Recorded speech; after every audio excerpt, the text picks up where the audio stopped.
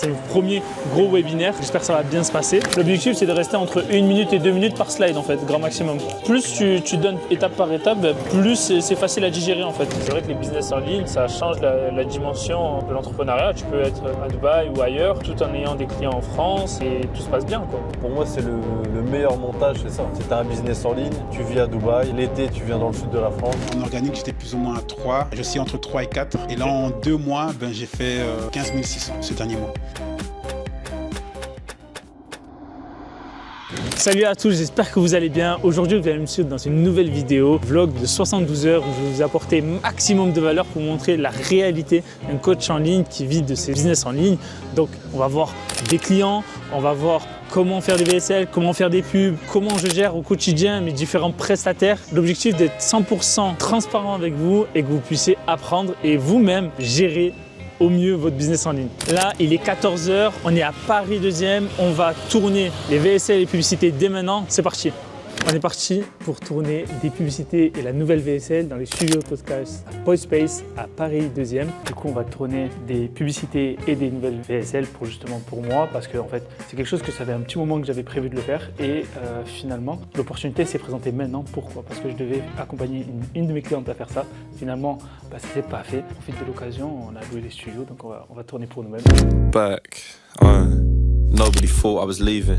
Caught with the grieving, was taught to misleading when all I've been caught in the seasons. But I changed for the better and I know that. And things don't look better for a Kodak, but some things look special in a throwback. Donc on vient de finir le tournage des publicités. Donc on a fait une partie présentation, moi en tant que marketeur, ensuite l'appel à l'action et ensuite on a fait beaucoup de hooks. C'était vraiment intéressant de varier les hooks et très important, c'est un conseil à vous aussi. Si vous voulez améliorer vos campagnes publicitaires, alors essayez de varier vos hooks par rapport aux différents angles marketing. Donc un angle marketing ça peut être la liberté financière, géographique, avoir plus de temps.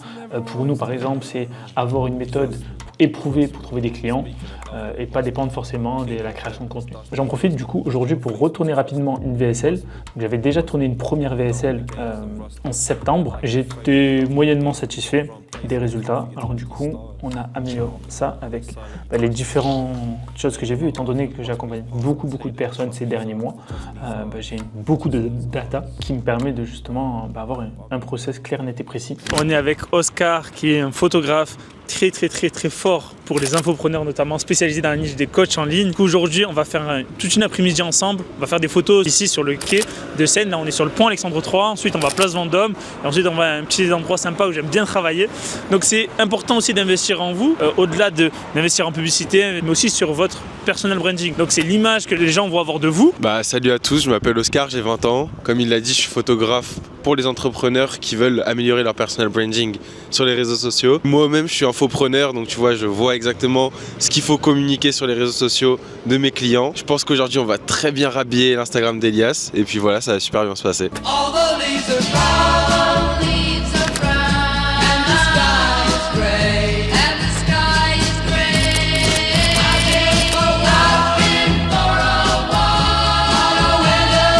Very famous in France. Vraiment gros. Alors là, on a fini le shooting sur Pont Alexandre III. C'était très bonne expérience. Vraiment, il a su bien me guider. Parce que moi, je n'ai pas l'habitude de prendre des photos. On m'a toujours dit t'es BG, mais les photos, c'est pas trop ça. Moi, franchement, les photos, je suis pas, comment on dit, photogénique. Mais c'est pas grave. Franchement, je trouve que je suis plus à l'aise. J'ai bien aimé l'exercice. Et là, on se dirige vers Place Vendôme. On va pouvoir tourner d'autres photos pour Instagram notamment. Vraiment, Instagram, on va mettre le paquet. Sous le ciel de Paris marchent des amoureux. Leur bonheur se construit sur un air fait pour eux. Sous le pont de Bercy, un philosophe assis, de musiciens, quelques badauds, puis des gens par milliers. Donc on vient de finir le shooting photo avec notre photographe Oscar. C'est super bien passé, on a tourné sur les quais au niveau du pont Alexandre III. Ensuite on a fait place Vendôme et là on est dans un endroit que j'aime particulièrement. C'est ici que je suis venu la toute première fois pour travailler à Paris. C'est l'hôtel Hilton à côté de la gare Saint-Lazare. Donc c'est un endroit que vous pouvez voir très corporate. Il y a beaucoup de gens qui font des affaires, qui font des rencontres. C'est vraiment un super endroit, c'est très classe. C'est très inspirant. Et du coup, on a fini les dernières photos, notamment sur l'ordi, sur le téléphone. C'était vraiment une très très bonne expérience. Et voilà, est-ce que tu as un mot à rajouter? Bah écoute, c'était un très bon shooting. Franchement, 3 magnifiques spots. Et t'as bien posé, donc bravo, c'est pas ton métier. Ouais. Et franchement, t'as fait des efforts et t'as bien posé. Et maintenant, place à la retouche. Et on va cook ton Instagram, hein, ça va être méchant. Et les gars, restez vraiment connectés. On va continuer les vlogs, on va avoir encore plein d'épisodes. Merci à tous. N'oubliez pas de dire en commentaire s'il y a des choses que vous voulez qu'on en parle en vlog, qu'on montre. En tout cas, nous, c'est la transparence ici. À très bientôt.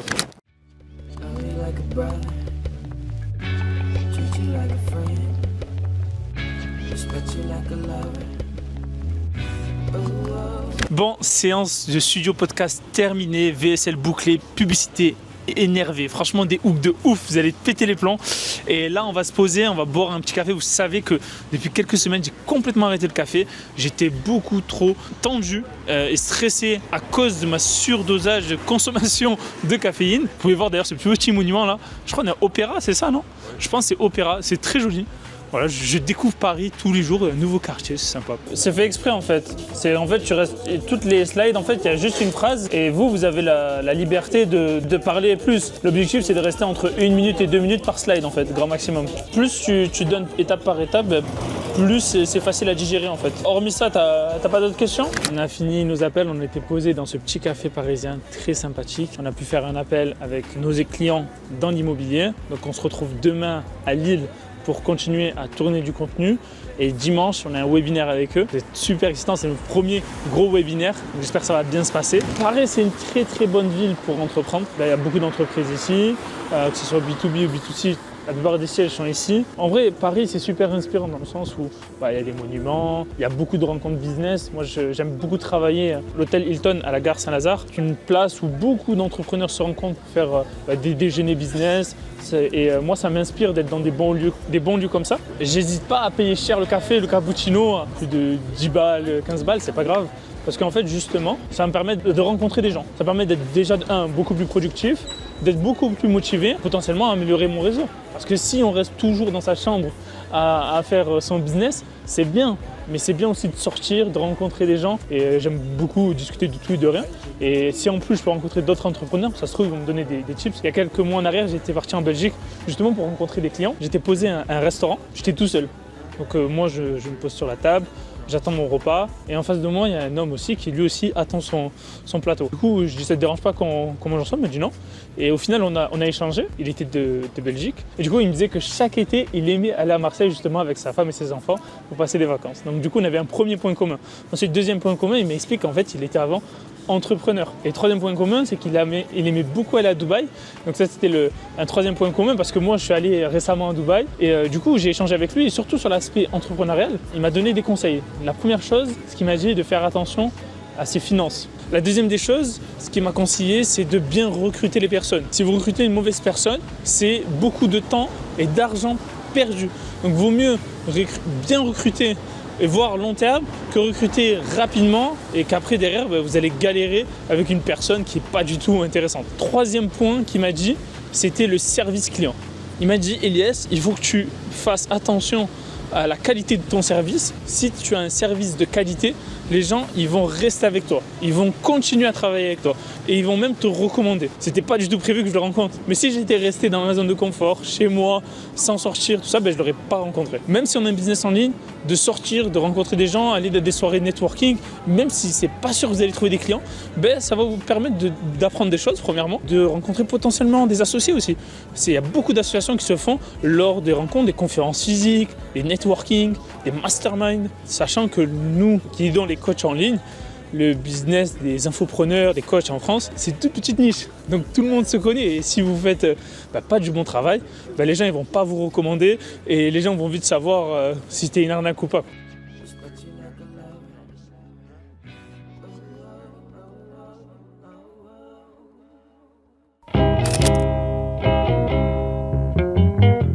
Salut tout le monde, 7h41 dans le train avec Armand. Direction Lille. Du coup, je suis très fatigué. Hier, la nuit était un peu compliquée. J'ai aidé mon cousin à faire un gros déménagement à Lille. On va tourner des vidéos pour nos clients dans l'immobilier. Donc Jérémy, On doit tourner à peu près une dizaine de vidéos. Et ensuite, on doit aller voir l'équipe de l'automobile. Donc on a Hilal qui doit tourner, pareil, une vingtaine, trentaine de vidéos. Et voilà, donc vous pouvez voir le petit café cappuccino, de l'eau, un chocolat chaud. Et après, on va dodo. Aujourd'hui, il fait très beau, le ciel est vraiment magnifique. Donc là, on va récupérer le Uber. On va se retrouver directement chez nos clients pour tourner les vidéos, pour le compte Instagram notamment, pour nos clients, parce que c'est très important la création de contenu. On va aussi discuter pour le webinaire de dimanche, toutes les stratégies qu'on va mettre en place pour 2025. Pour, bien sûr, hein, c'est principalement pour le taf. Et c'est cool, au moins grâce au business en ligne, on peut voyager, on peut rencontrer des gens. Alors que dans mon ancien taf d'ingénieur, j'étais constamment dans mon même bureau, avec les mêmes personnes, les mêmes collègues. C'est pas que je les aimais pas, mais c'était toujours les mêmes discussions. Et là, à chaque fois que je rencontre des nouvelles personnes, des nouveaux clients, j'apprends, que ce soit l'immobilier, l'automobile, tous les business avec qui je peux travailler. Donc vraiment, c'est génial. Bon, on est où là, Elias? Là, on est arrivé dans les locaux de Plus Investissement. C'est là où on tourne les vidéos. Vous voyez là, le petit prompteur, le petit bureau. Donc c'est là qu'on va tourner les vidéos Instagram. Aussi YouTube. Pourquoi YouTube? Parce qu'on va pouvoir donner plus de valeur, créer plus de contenu. Et c'est l'objectif. C'est vraiment de partir. On part d'un projet de zéro. Il y a quelques mois, il n'y avait rien. Et l'objectif, c'est de le faire monter étape par étape. Et tous les dimanches, il y aura, Inch'Allah, une conférence en ligne pour essayer de trouver des nouvelles personnes qui veulent se lancer dans l'immobilier.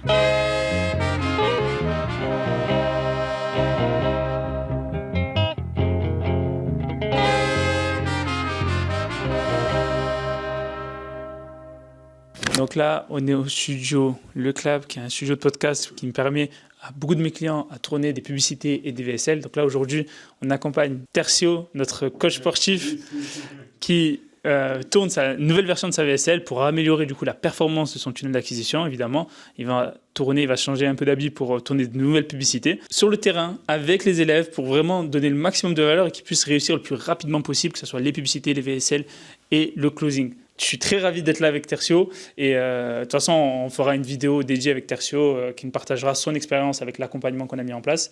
Et voilà. I'm back where I belong. Yeah, I never felt so strong. Yeah, I'm back, I'm feeling like there's nothing I can't try. And if you with me, put your hands high. Du coup, on est cet après-midi avec notre coach Tercio qui suit notre programme d'accompagnement pour justement trouver plus de clients grâce aux publicités et au modèle VSL 2.0. Donc aujourd'hui, on était là à Lille pour l'accompagner lors de son tournage de sa nouvelle VSL, des nouvelles publicités, parce que ça a très bien marché. Qu'est-ce que t'en as pensé toi d'ailleurs? Franchement, très bon retour déjà. Même avant que je fasse les VSL, les conseils qu'Elias m'a donné étaient très pertinents. Ça m'a permis franchement de faire un retour sur investissement, je pense même x5 par rapport à... Ça fait que 2 mois que je suis avec lui et je vois déjà des bons retours. Il y a des ventes qui se font chaque semaine. Il y a toujours des axes d'amélioration et franchement, très bon conseil. Je conseillerais n'importe qui a vraiment envie de se lancer, de faire de la pub, de contacter Elias parce qu'il va vous apporter des choses que peut-être que vous connaissez déjà et ça peut faire franchement du grand chemin par rapport à votre activité, par rapport à votre business. En tout cas, moi, tous les conseils que j'ai eus chaque fois qu'on a eu des one-to-one avec lui, c'était très pertinent. Super, je te remercie. Et d'ailleurs, tu es passé avant l'accompagnement, tu étais à combien déjà? Avant l'accompagnement, j'étais en organique, j'étais plus ou moins à 3. Je suis entre 3 et 4. 3 4 000 euros par mois. Ouais, et là, en 2 mois, j'ai fait 15 600. 15 600 ce dernier mois. Et franchement, j'y croyais pas. Voilà, il y a beaucoup de vendeurs de rêves sur les réseaux. Je pense que vous voyez beaucoup de publicités pour pouvoir vous aider à scaler dans votre business. Et là, c'est du concret. C'est du concret, même de l'accompagnement, ce qu'ils proposent pour la partie sales. Franchement, il y a même du coaching mental maintenant qu'il a intégré dans l'accompagnement. Moi-même qui suis coach mental, je vois ce que la personne qu'il a sélectionné propose et franchement, ça peut vraiment changer votre business. Donc, n'hésitez pas à contacter Elias et vous n'allez pas être déçus, je vous garantis. Super, merci beaucoup Tercio pour ton retour. Et c'est pas fini, il y a encore plusieurs mois d'accompagnement. Donc j'espère qu'il va faire un super mois record à la fin. Rendez-vous en mars, on refera une vidéo pour voir qu'est-ce qu'il a atteint comme chiffre d'affaires. En tout cas, je suis ravi de voir les résultats. La méthode qu'on applique chez nos clients, que ce soit en coaching ou en service, ça marche. Et c'est la preuve en Tercio, c'est très rapide et c'est très efficace. Donc bravo à toi. Merci à toi en tout cas. Donc aujourd'hui, je suis avec Karim, un de mes clients à l'immobilier. Je vous en prie. Oui, ici. Bonjour.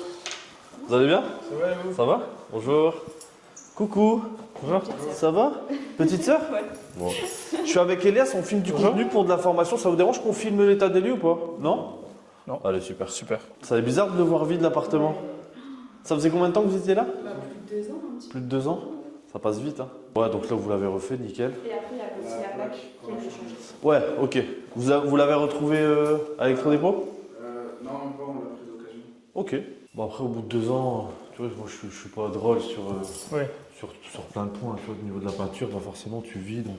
Après, c'est au propriétaire de repasser un petit peu. Ouais, bah, après, t'as certains propriétaires qui vont te facturer. Hein. Combien de la surface à peu près? Ici, l'appartement, il doit faire un petit 40 mètres carrés. Pour une famille, un couple Ouais, idéalement, c'est des couples. En fait, tout le monde, c'est marrant ici parce que tout le monde avait un petit peu le même profil. C'est que des jeunes couples travailleurs.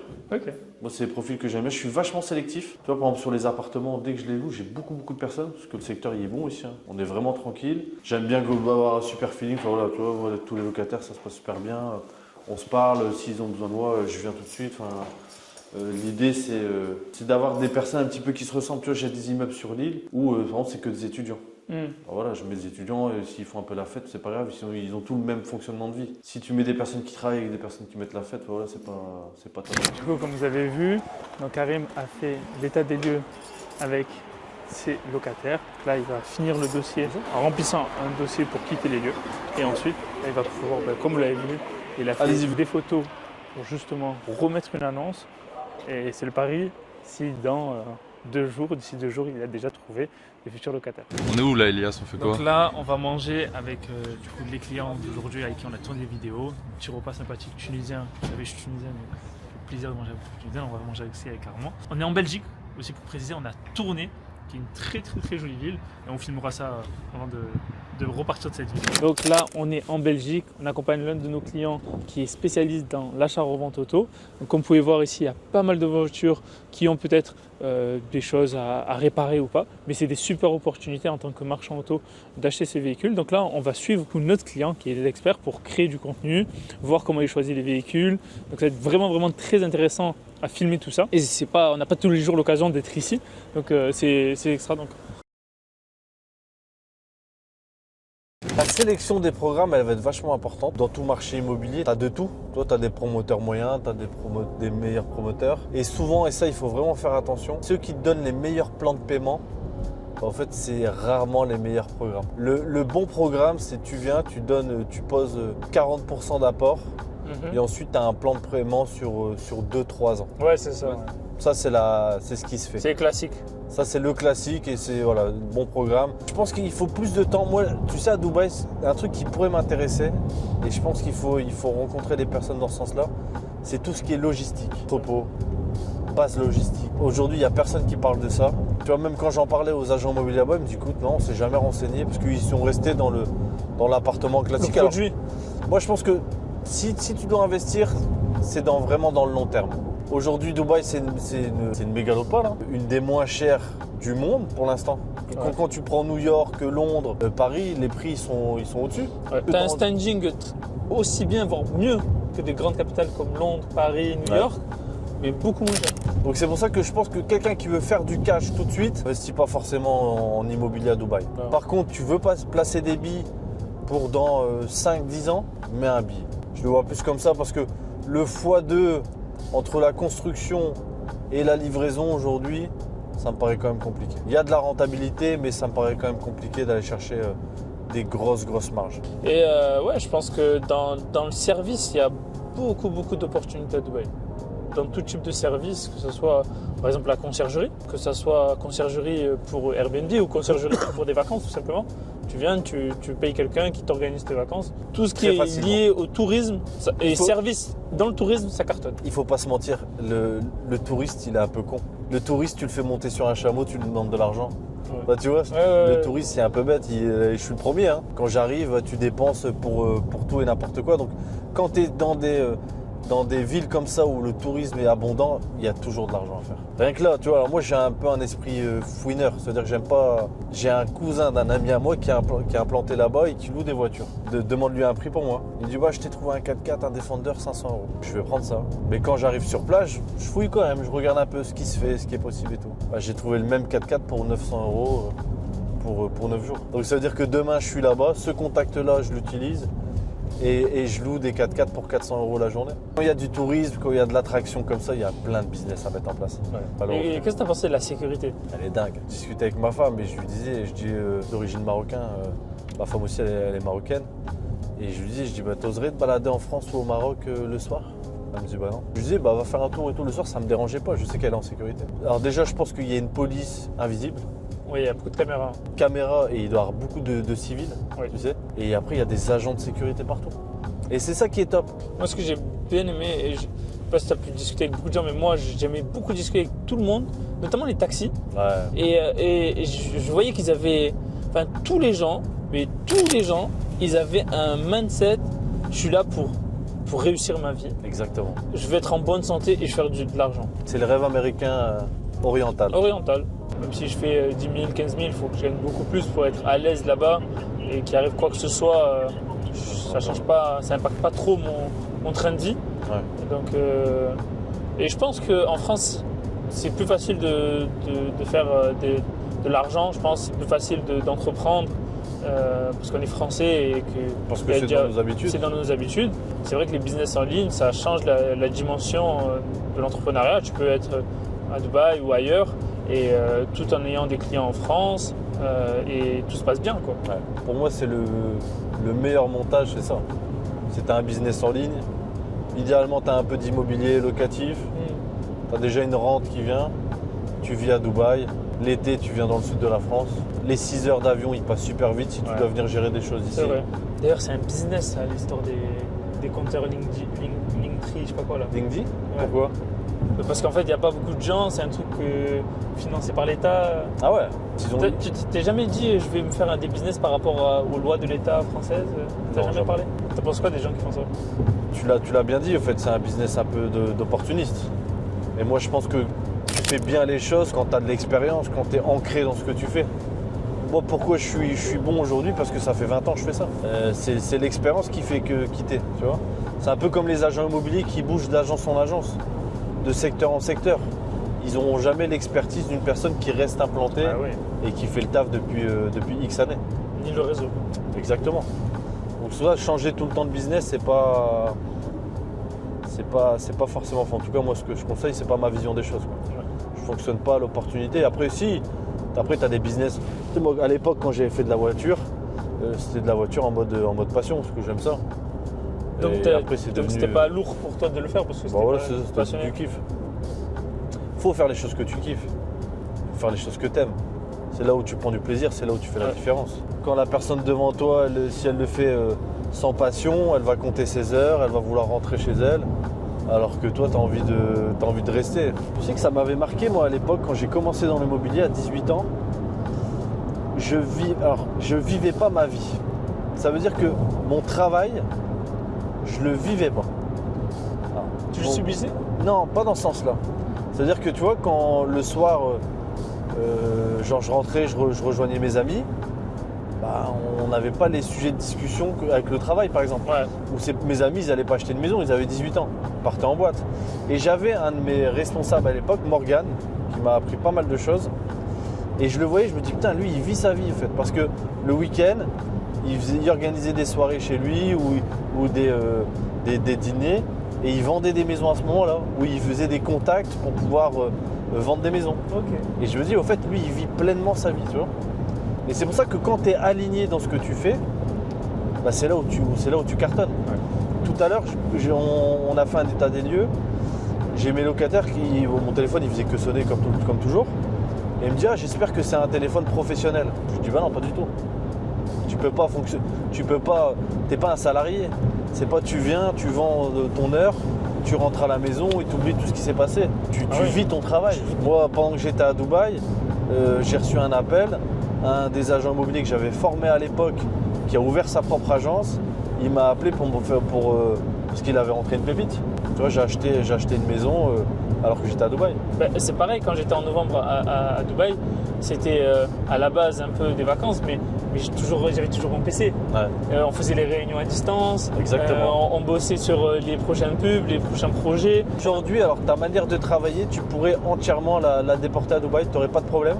Ou il te resterait quand même encore quelques items que tu aurais besoin de déléguer? Moi, je pense que je pourrais 100% déléguer. Mais la raison qui fait que ça commence à bien marcher, je prends entre guillemets, c'est parce que les gens, ils voient que je mélange le business en ligne avec le business physique. C'est-à-dire que je rencontre énormément mes clients. Ce qu'on fait aujourd'hui, la plupart, ils restent dans leur chambre et ils disent à leurs clients, fais telle vidéo, ils ne se voient jamais. Et ce qui ressort le plus dans les différents derniers appels que j'ai, c'est ça se voit que tu es impliqué dans tes projets. Ouais. Ça se voit que tu te bats pour tes clients. Et ça, ils aiment les gens. Ouais, je suis d'accord. Et ben maintenant, je le fais au-delà de mes clients, je le fais aussi pour mes coachés. Je sais pas si tu as vu la dernière story, un de mes élèves, il a fait plus de 15 000 euros Ouais, si. le mois précédent, alors qu'il gagnait 5 000 euros. C'est un changement de vie. Hein. C'est un changement de vie et il fait ça en parallèle de son travail. Ah, c'est en plus de son travail? C'est en plus de son travail. Et je l'ai dit en story il n'y a pas longtemps, en 2025, je vais changer de vie. C'est un gros kiff. Au-delà de l'argent, au-delà de qu'on fait travailler plein de gens, eh ben, me dire que j'ai contribué un moment au changement de vie d'une personne, c'est magnifique. Et tu sais, à partir d'un moment, je trouve que l'argent, sans faire le millionnaire, hein, mais une fois que tu as atteint, c'est bon, c'est fait. Quoi. Tu t'as acheté une Rolex, bah ok, tu vas avoir une Apple, tu seras très content, enfin tu vois. Je voulais partager un truc, un projet avec ma sœur. Elle était déjà beaucoup plus avancée que moi dans la communication digitale. Et moi, j'avais pris des formations pour rattraper le retard. Et c'était un kiff quand on se faisait des petites réunions après manger. Alors, t'as vu, on a fait ça, qu'est-ce qu'on fait et tout. On imaginait, on rêvait, tu vois. Et c'est ça aussi, c'est au-delà d'embarquer les gens et de les faire changer de vie, ben, ils rêvent de nouveau. Ouais. Là, mon élève, il rêve à beaucoup plus. On va se retrouver tout à l'heure, on va tourner de nouvelles publicités, parce qu'il a compris la puissance des publicités. Comme je te dis, il gagnait 5 000 euros, il avait gagné plus de 15 000 abonnés en l'espace de 2 mois. Donc tu peux dire, ouais, mais attends, il a plus d'abonnés, comment ça se fait qu'il fait que 5 000 euros? Mais les abonnés et les clients, c'est pas la même chose. Les abonnés, ça permet d'avoir une autorité, une communauté, vraiment, c'est bien. En termes de social proof et tout, c'est cool. Mais nous, on est des entrepreneurs. On est là pour faire du cash. En fait, à l'inverse de beaucoup de personnes, au lieu d'être influenceur pour être entrepreneur, tu es entrepreneur et tu utilises l'influence. Exactement. Une fois, j'avais récupéré pareil des melons, j'avais été faire du porte-à-porte. Et je m'en souviens qu'en France, ça marchait pas bien, donc j'étais parti en Belgique. Ouais. Parce que nous, on est à la frontière. Ouais. Et à la Belgique, alors bon. C'est plus facile à vendre en Belgique, tu veux dire? Il y a prescription maintenant. En fait, ce que je faisais, je tapais aux portes, j'étais jeune. Ouais. Et je leur disais, bah écoutez, c'est la bibliothèque municipale, on va racheter des nouveaux livres, donc on vend des melons. Et je vendais mes melons comme ça. Tu faisais des petits pitchs et ça passait. Et je vendais beaucoup mieux en Belgique qu'en France. Tu vois, en tout cas, c'est vraiment ça qui m'a formé, c'est vraiment prendre du plaisir dans la vente, au fait. Maintenant, la vie a changé. C'est plus du tout la même chose. C'est plus pareil.